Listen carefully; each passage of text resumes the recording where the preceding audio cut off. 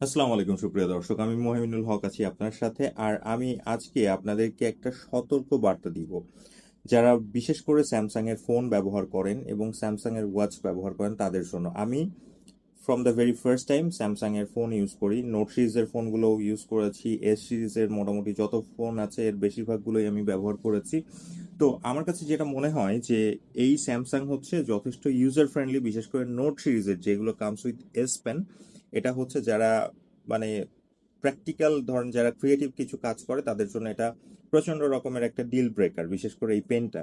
এবং যেহেতু এটাতে অনেক কিছু মড অ্যাপ্লিকেশন ব্যবহার করা যায় বা অনেক কিছু দেখা যাচ্ছে বাইপাস করে ইউজ করা যায়, যেটা কিন্তু আইফোনে করা যায় না।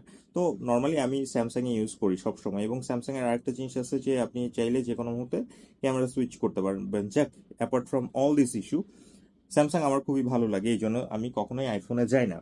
তো কয়দিন আগে আমার ওয়াইফের S22 আলট্রাতে হচ্ছে আপনার আপডেটের পরে গ্রিন লাইন ইস্যু আসে এবং কন্টিনিউয়াসলি আসতে থাকে এবং পরে পুরো ডিসপ্লে বাদ হয়ে যায়। আপনারা জানেন যে স্যামসাং এর যে অ্যামোলেড ডিসপ্লে আছে বা ডাইনামিক অ্যামোলেড প্যানেল যেগুলো, এগুলোতে গ্রিন লাইনের ইস্যু কিন্তু আছে। আগে ওয়ান প্লাসে ছিল এরকম হচ্ছে, ইটস অলরাইট, আমি জানি। এবং সবচেয়ে বড় বিষয় সেটা হলেও দেখেন, আমার এই ঘড়িটা হচ্ছে স্যামসাং গ্যালাক্সি ওয়াচ 5, হ্যাঁ। তো এই ঘড়িটা আমি অনেক দিন ধরেই ব্যবহার করেছি, কারণ এটা খুবই ইউজার ফ্রেন্ডলি। অন্যান্য যত ঘড়ি আছে এই ঘড়ির মতো আমাকে সাপোর্ট দেয় না, আমার আরো 5-7টা ঘড়ি আছে। সো এইটাতে দেখা যাচ্ছে আমি হোয়াটসঅ্যাপ থেকে শুরু করে মেসেঞ্জার সবকিছু ব্যবহার করতে পারতাম এবং it's almost like a phone. আমার ফোনটা পকেটে থাকলেও আমি এটা দিয়ে সবকিছু করতে পারতাম। তো কয়দিন আগে হচ্ছে আমার এই ঘড়িতে একটা আসে, আপনার কি বলে, আপডেট আসে। তখন আমি মদিনাতে। সো আপডেটটা দেই এবং আপডেট ইনস্টল করার পরে দেখুন আমার ডিসপ্লেটা অরেঞ্জ ডিসপ্লে হয়ে গেছে। তো ফার্স্টে ভেবেছি মনে হয় এটা কোনো ইস্যু, অফ করে অন করি বা ব্যাটারি ফুল ড্রেন করে। এখন যেহেতু মনিটর দেখতে পাচ্ছি না, অফ করে অন করারও ওইভাবে কোনো সুযোগ নেই। ফুল ব্যাটারি ড্রেন করলাম, ড্রেন করে রিসেট দিলাম অ্যাপস থেকে, সব কিছু করলাম, বাট এই ইস্যুটা যাচ্ছে না। পরে অনলাইনে সার্চ করে দেখলাম যে এগুলো একটু কম্পারেটিভলি পুরানো ঘড়ি বা পুরোনো ফোন, এগুলোতে আপডেট ইনস্টল করার পরে এরকম ঝামেলা হচ্ছে। আমার মনে হয় যে স্যামসাং বা অন্যান্য যেসব কোম্পানিগুলো আছে মূলত তারা ইচ্ছে করে এইগুলো আপডেটগুলো পাঠায় এবং আপডেট কাইন্ড অফ হচ্ছে একটা ট্র্যাপ, যেটা ইনস্টল করার পরে অনেক সময় চলে যায়। কাজ এরপরে এখন তো 8 চলতেছে, আমি 5 ইউজ করছি। সো এটাতে আপডেট, অনেকগুলো আপডেট আসছে, আপডেট দিয়েছি, বাট এই আপডেট দেওয়ার পরে এটার হচ্ছে আপনার ডিসপ্লেটা চলে গেছে। তাহলে আপনি একটু বিষয়টা বোঝার চেষ্টা করেন যে এই আপডেটগুলো না দিলে কিন্তু ঘড়ি বা ফোন ভালোভাবে চলে, বাট তারা আপডেটের জন্য পুশ করে।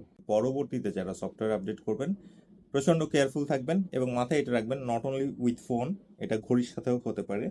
সো ঘড়িও কিন্তু পুরোপুরি বাদ হয়ে গেছে আর এটাতে আমার ডিসপ্লে চেঞ্জ করার কোনো ইচ্ছেই নেই। সো আপডেট দেওয়ার সময় অবশ্যই সতর্ক থাকবেন এবং ভালো থাকবেন। আর আপডেট না দিলে খুব বেশি কিছু একটা যায় না। এই ঘড়ির পরে স্যামসাং গ্যালাক্সি S24 আলট্রাতে আমার একটা আপডেট আসছে এবং সেই আপডেটটা আমি ইনস্টল করিনি। আর আমি normally Samsung Galaxy S25 ultra কিনতে চেয়েছিলাম। S25 ultra is not that upgradeable for me, in a sense যে ওইখানে নতুন কোনো কিছু হচ্ছে আপনার অ্যাড করে নাই, যেগুলো আছে S24 আলট্রার মতোই আছে। এবং ওই শুধুমাত্র চিপসেটের জেনারেশন 8 Gen 1, 8 Gen 2, 8 Gen 3, মনে হয় 8 Gen এলিট বা কিছু একটা দিয়েছে। সো খুব বেশি কিছু, মানে খুব বেশি আপগ্রেডেবল কোনো কিছু মনে হয় না। ডিল ব্রেকার যে আমি আমার এই 6 মাস বা 1 বছর আগে কেনা ফোন আপডেট করে S25-এ যাবো বা 26-এ যাবো। সো আপডেটের তেমন কোনো কিছু একটা ডিল ব্রেকার দেখিনি, যে কারণে আমি ওগুলোতে আপডেট করিনি। সুপ্রিয় দর্শক, আশা করছি এই সতর্কতামূলক ভিডিওটি আপনাদের কাজে আসবে। যারা স্যামসাং ইউজার আছেন অবশ্যই একটু সাবধান হবেন। সবাই ভালো থাকবেন, সুস্থ থাকবেন, এই কামনায় আজকের মতো বিদায় নিচ্ছি। আল্লাহ হাফিজ, আসসালামু আলাইকুম।